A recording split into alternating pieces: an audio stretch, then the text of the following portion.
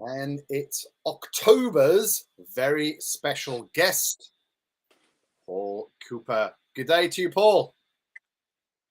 Good afternoon, Miles. How are you? You well? Yeah, I'm very, very well, thank you, and all the better Good stuff. for seeing your cheery face. So we'll chew the fat if you like, for the next few minutes and allow a few more familiar faces hopefully to join in as everyone gets notified. So yeah, we are live, and this month in October, Paul is our special guest. Paul's company is Promotion Ideas and also PI Golf, which, I mean, if you hadn't guessed it, stands for Promotional Ideas Golf, right? Paul is a maestro of everything merchandise, promotion, giveaways, branded clothing, the list. Well, the list goes on and on and on. And I've had the insight into his I'm going to call it a den, and he's got a lot of merchandise and stuff scattered throughout his den. So I'm sure he'll be sharing some of that with you today. Oh, and look, there's a gratuitous plug there for my company. Guess who did my mugs? Oh, fantastic. Well, Paul, look, I know you're probably going to be rushing out the door to play golf, because if you're not sourcing promotional ideas, I know that you're on the golf course. So look, I think let's get this underway. Let's start off. I know quite a bit about your background, Paul, and I know that in the 1980s you started out in agency world, as we like to call it in marketing, and I know that you worked for some really large agencies, including one of the biggest, Publicist. So why don't you give us like a little flavour of what it was like to work for a big branding agency in the 1980s? Fantastic. My advertising life started at an agency called, which was a top 10 agency, and in those days was very well known for tips ads. You know, the chimpanzees. Yep. And we produced those. We also, which was synonymous with garages, etc. We did the Renault ad, all manner of accounts spread across all sorts of marketplaces. And then I moved on to grey advertising, which was predominantly and Mercedes. Then I moved on to a French agency, and we did the Renault advertising there, and accounts, Pepe Jeans, Rumbelows. If you remember Rumbelows. Yeah, on that account myself, and so in those days, back in the advertising agency world was fantastic. I remember one particular time taking a break, should we say, and I'm stood in the men's team. Who stood next to me but Tommy Cooper. Tommy Cooper had come in to do a voice that we did for Bachelor's Savoury Rice, and he was taking a comfort break. Of course, he spent the afternoon in the agency going around all the different departments saying hello to people. The thing was, yeah. So those days were really, really, really good. Thoroughly breaking away and setting up Promotion Ideas in 1989. So, any relation to Tommy Cooper? Only by name. No. No. I don't even. No. Oh, fantastic, Paul. So, look, your specialty is merchandise promotion, as the company name would suggest. So why don't we start off by what I think is one of the most important parts of merchandising and promotional items. It's all about planning. So why don't you give our listeners and viewers a few tips around forward planning? Smiles. If I get the opportunity to work closely with a client, which I like to do, planning, thinking ahead when your next promotion is going to come up, talking up with the best products which are appropriate for the marketplace, how you're going out to people are visiting customers to leave something like a mug or a pen. Obviously pens and mugs are one of the main products that we have. Sometimes it's mailers, give it through the post. So hence the reason why we do an awful lot of things like easily given away or popped in the post to clients. So each with the client, it's the way with which they're promoting themselves. It could be their corporate clothing, having an identity on their shirts with the logo at an exhibition or exhibition badges and all that kind of thing. It encompasses.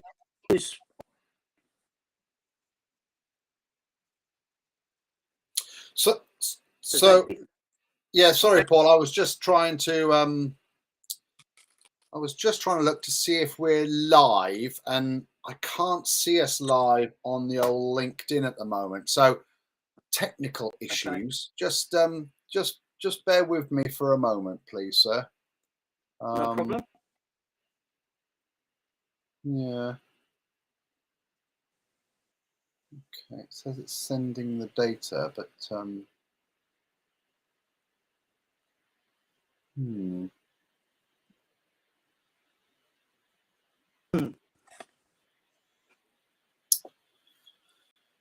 because sorry about this.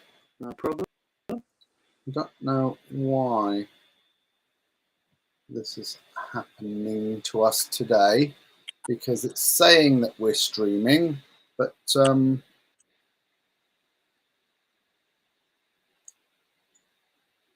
it doesn't seem to be. If there's anybody out there that can see us, please drop something in the chat. Looking at what I'm looking at, it looks like we're not live, but the system says that we are. Paul, gremlins, eh? Gremlins.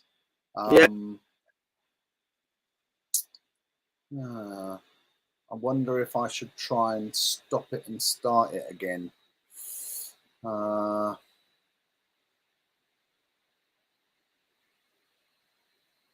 Apologies about this, Paul. No. Well, it doesn't look like we're live, so I'm just going to uncheck that.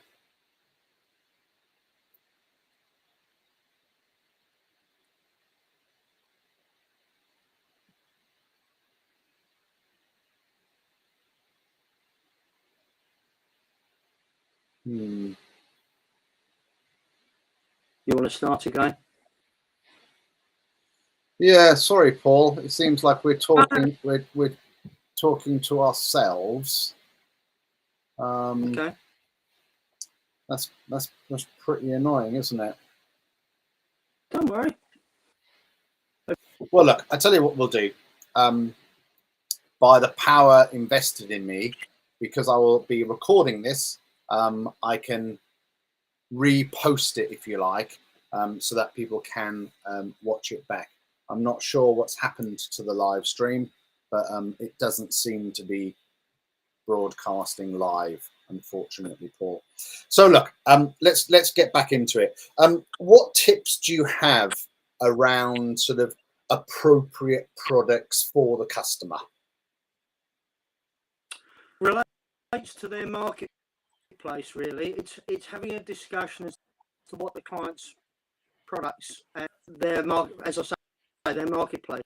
So you can engage with them and hopefully ideas, come up with some ideas as to appropriate products to their name. I remember one of the conversations that you and I had some ago with regard to appropriate products to send out in the post, and we came up with the idea, if you remember, and then we started doing all the calculations, the packaging that was necessary to send out a mug, and it became more expensive to actually send the mug out than actually produce the mug. So that's a non-starter, should we say. It's more appropriate to come up with something which relates to their marketplace. So maybe even sometime personalised, and which we've done with regard to labels or screen prints like that. So it's engaging and discussing with the client to come up with appropriate situations. Okay. So I suppose a couple of quick fire questions for you, Paul. What would you say is your best selling item? Probably the best selling items, Miles, are the things like the pens and the used. They're seen in offices all the time.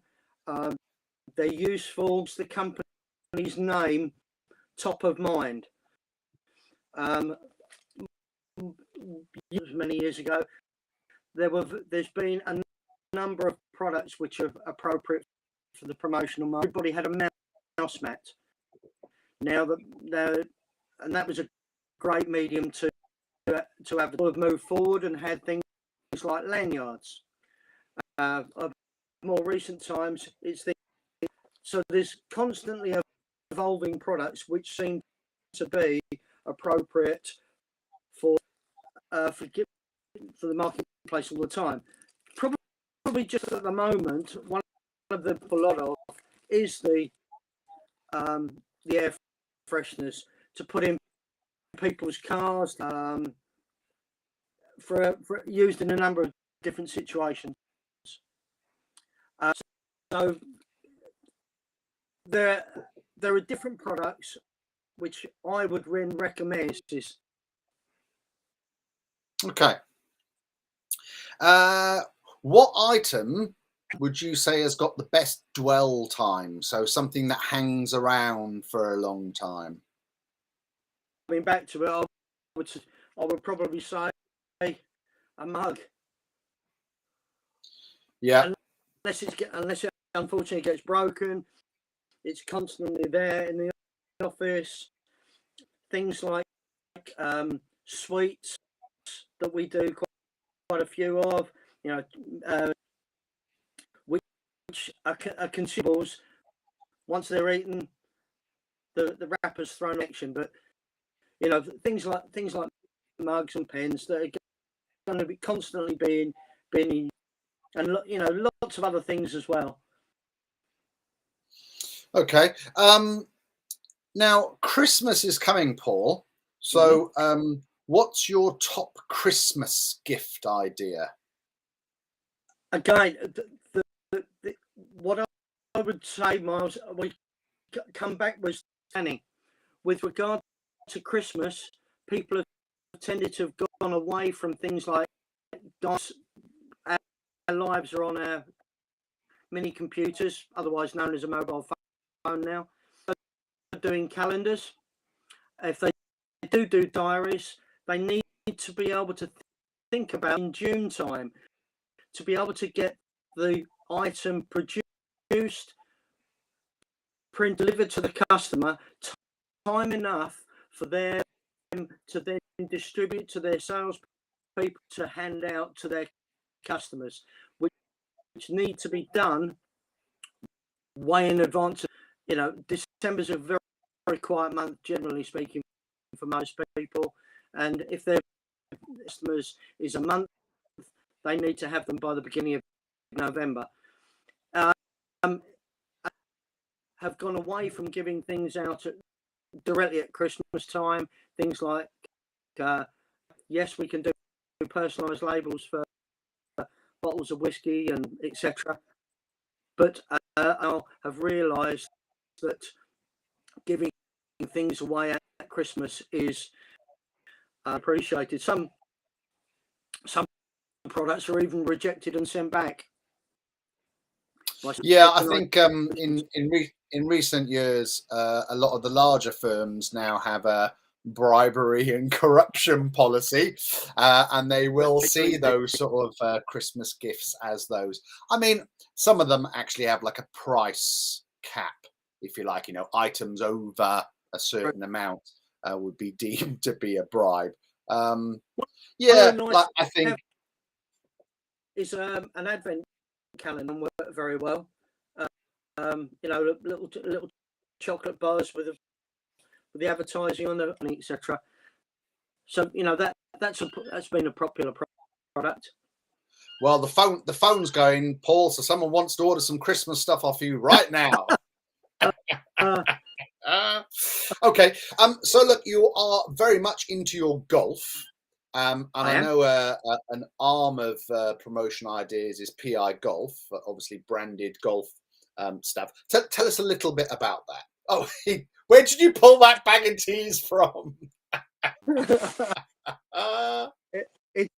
Yes, you're dead. Things like golf balls with a printed logo on, tees, bags, all sorts of clothing are getting the message of a company. You know, if they're supporting the charity day, everybody goes out with a sort of, you know, all those and handed out a whole load of tees. It's in my first agency, I was seen as the golfer in the agency and organised. And as time's gone on, when I set up promotional ideas, I realised that it really only happens between April and September, really, for corporate golf days. And personalised things like tee markers and all, as you know, the place. Yeah, I told you live in a den of promotional bits. Yeah, I'd say that you know, golfing, knowing your customer, right? You know, do they play golf? Then maybe a sort of a sleeve or two of golf balls. They don't have a lot of dwell time with me, Paul, because I tend to lose a few golf balls when I'm whacking them around the place. But if you lose a golf ball with a logo on it, Miles, I'm wondering what that logo is about. You know, hey, there we go. There we go. Ooh, what's this? Hey, all right. So let's jump in now and talk about clothing. I mean, there's a case in point, a nice bit of branded wares. So tell us a little bit more about clothing, Paul. Clothing falls into a number of categories, and I think you have one of my brochures, Mark, the way from baby wear, way through work wear, all manner of clothing. You know, I've got bits and pieces here that we've done for and various other bits and pieces that we've done for them. Golf towels, etc. So clothing is off a lot of areas because I see more and more as I go around come clothing away to their staff to give the corporate logo, corporate identity. So they're given a number of polo shirts, sweatshirts, all manner of things. We even do, for one particular customer, we do trousers with the down the back of the leg because it's a flooring company. The guys are on their knees, and when they're on the knees. So, and there's all sorts of all manner of you can put your name to in lots of different ways. Sometimes it comes down to small quantity, but it's ongoing, then it's worthwhile embroidering. Sometimes it's this last week, unusual item, I did some ties, some black corporate logo there because the managing director had passed away, unfortunately, and they were funeral wearing a black tie with the corporate logo on. So, and those kind of things are thrown at me. So, clothing gets used a company, and it's generally either embroidered, screen printed, etc. And that's where engaging with myself, advise according to quantity, whether the logo properly. If not, can we edit it? All those kind of things which change the equation. Okay. So you mentioned there are a few of the different ways in which you can get your logo onto an item. And again, it depends whether or not, I suppose, it's more of a disposable, you know, 1 or 2 wear type item, or something where, you know, you want it to last a long time, so it's worth investing in say a little bit of embroidery. So yes, just talk to us a little bit now about some of the benefits of planning far in advance, regardless of whether you're ordering for golf equipment or for clothing or for air fresheners or for pens and pencils. Sort of, what would you say financially is the main benefit of ordering, say, via China or the Far East, sourcing in the Far East versus sort of off the shelf in the UK? What sort of savings are we looking at? You can make reasonable savings, Miles. Yes, the product to the Far East, unfortunately, invariably the quantities are very high. With things like ties and lanyards are manufactured in China, or India is very good for leatherware. It's the time scale.